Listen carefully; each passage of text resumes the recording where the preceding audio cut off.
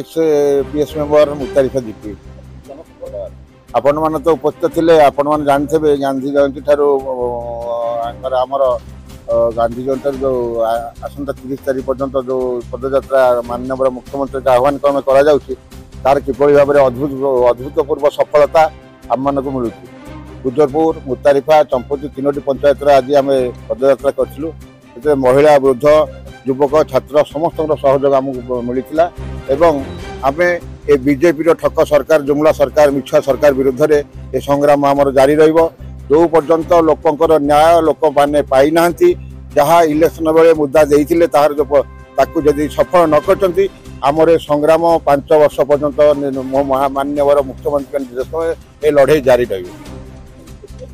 आम पदयात्रा जाऊँ आम भी साधारण विजु जनता दल जड़े तलतर कर्मी आम सब लोक समस्या पाखे रहू लोक समस्या जो आम से ब्लॉक तहसिल थाना कलेक्टर ऑफिस ये सब लोक समस्या नहीं आम ऑफिस की जाऊ तेणु आम जाचु बीजेपी सरकार पूरा झूठा सरकार ओडिशार 4.5 कोटी लोकंकर आशा भरोसार प्रतीक प्रिय नेता विजु जनता दलर राज्य सभापति नवीन पट्टनायक आह्वान क्रमे अक्टोबर 2 पवित्र गांधी जयंती ठारू अक्टोबर 6 अक्टोबर 21 ठारू अक्टोबर 30 पर्यंत विजु जनता दल जो पदयात्रा टांगी सालेपुर निर्वाचन मंडल आज द्वितीय दिवस में पहुंची। आज गुजरपुर मुतारिफा चंपती 3टी पंचायत रे पदयात्रा अनुष्ठित होता। आप देखिए 3टी पंचायत विजु जनता दल नेतृमंडली जिला परिषद सदस्य एवं सरपंच समिति सदस्य एवं आम दल वरिष्ठ नेता माने उपस्थित थे।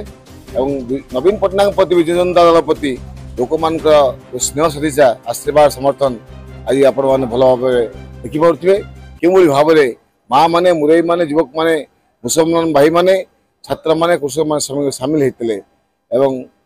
लक्ष्य हूँ पदयात्रा नवीन पट्टनायक नेतृत्व में 24 वर्ष धरी जो विकासमूलक कार्य जारी रही समस्त कथा लोक मान अवगत करने सहित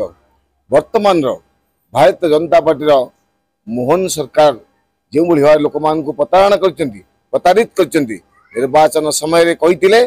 आम सरकार को आसिले एवं गरीब गुआ लोक मान जो मैंने वार्धक्य विधवा भत्ता पाँच 3000 टंका प्रदान कले ना कौन कले 80 वर्ष ऊर्ध जो मैंने भत्ता पाँच 3500 टंका कले। आज वृद्ध वृद्धा मौसा मौसी आगे लोभ होती प्रत्येक महिला को सुभद्रा योजना रे आम सामिल कर 50,000 टंका 2 किस्ते देवु दुख परितापर विषय 5,000 टंका देले